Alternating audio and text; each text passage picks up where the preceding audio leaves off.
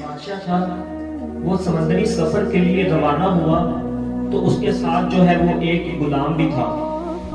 تو وہ جب کشتی چل رہی تھی تو کشتی دوڑتی تھی تو اس کے ساتھ جو اس کا غلام تھا نا وہ چیخیں مارتا تھا۔ جب کشتی دوڑتی تو وہ اونچی چیخیں مارتا تھا۔ کشتی والوں کا جو سکون تھا وہ برباد ہو گیا تھا۔ کشتی میں ایک دانا شخص بھی موجود تھا، تو وہ بادشاہ کے سامنے آ کر کے کھڑا ہوا اور کہنے لگا، بادشاہ اگر آپ کہیں تو میں اس کو چپ کرواؤں؟ تو بادشاہ نے کہا، اس سے بڑی آپ کی کیا مہربانی ہوگی۔ اس نے دو نوجوانوں کو کہا کہ اس کے ہاتھوں سے اور اس کے پاؤں سے پکڑ کے دریا میں اس کو گوتے دلواؤ۔ تو جب اس کو دریا میں پھینکا تو جب وہ ڈوبنے لگا تو اس کو نکال کے کشتی میں واپس بٹھا دیا۔ تو وہ اب چپ کر کے بیٹھ گیا ہے، اب وہ چیخیں نہیں مار رہا۔ تو بادشاہ بہت حیران ہوا اور کہنے لگا، اے دانا شخص، مجھے سمجھ نہیں لگی کہ آپ نے اس کو کیسے چپ کروا دیا ہے۔ وہ کہتا ہے، بادشاہ اس کو دریا میں غرق ہونے کی تکلیف کا نہیں پتا تھا، اس تکلیف کو یہ نہیں جانتا تھا، اس لیے کشتی کے سلامتی کی اس کو قدر نہیں تھی۔ اب اس کو دریا میں غرق ہونے کی تکلیف کو یہ جان گیا ہے، اس لیے کشتی کی سلامتی کی اس کو قدر ہو گئی ہے۔ تو اللہ تعالیٰ نے جو ہمیں عطا کیا ہے تو ہم یہ دیکھیں کہ اس سے نیچے کتنے لوگ بستے ہیں۔ جب ہم اپنے سے نیچے والے کو دیکھیں گے تو ہم سکون پائیں گے۔ اگر مجھے تھوڑی سی تکلیف ہے اور اس تکلیف میں ناشکری کرنے بیٹھ جاتا ہوں تو میاں وہ بھی تو دیکھو نا جو اپنی مرضی سے ہاتھ بھی نہیں اٹھا سکتے، جن کی عیدیں بھی ہسپتالوں میں گزر جاتی ہیں۔ شیخ سعدی فرماتے ہیں کہ نماز جمعہ کے بعد میں مسجد سے نکل رہا تھا کہ مسجد کے باہر سے کسی نے میرے جوتے اٹھا لیے۔ تو یہ شروع سے ہوتا ہوا آیا ہے۔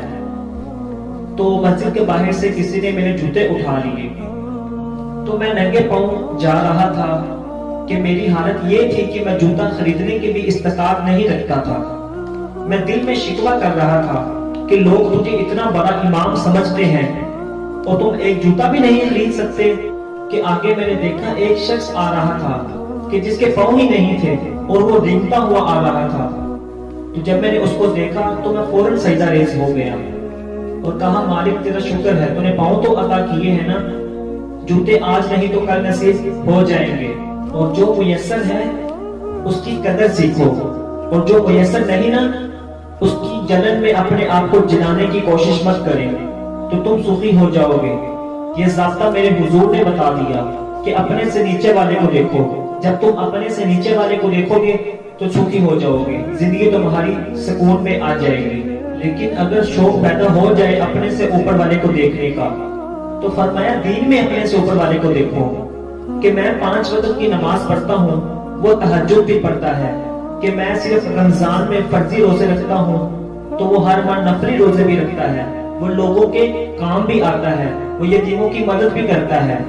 تو اپنے سے اوپر والے کو دین میں دیکھو۔ جب دین میں اپنے سے اوپر والے کو دیکھو گے تو تمہارے عمل میں قوت پیدا ہوگی۔ اپنے سے اوپر والے کو دیکھنے کا شوق پیدا ہو تو دین میں اپنے سے اوپر والے کو دیکھو، نہیں تو اپنے سے نیچے والے کو دیکھو۔ اپنی مٹی پہ ہی چلنے کا سلیقہ سیکھو، سنگ مرمر پہ چلو گے تو پھسل جاؤ گے۔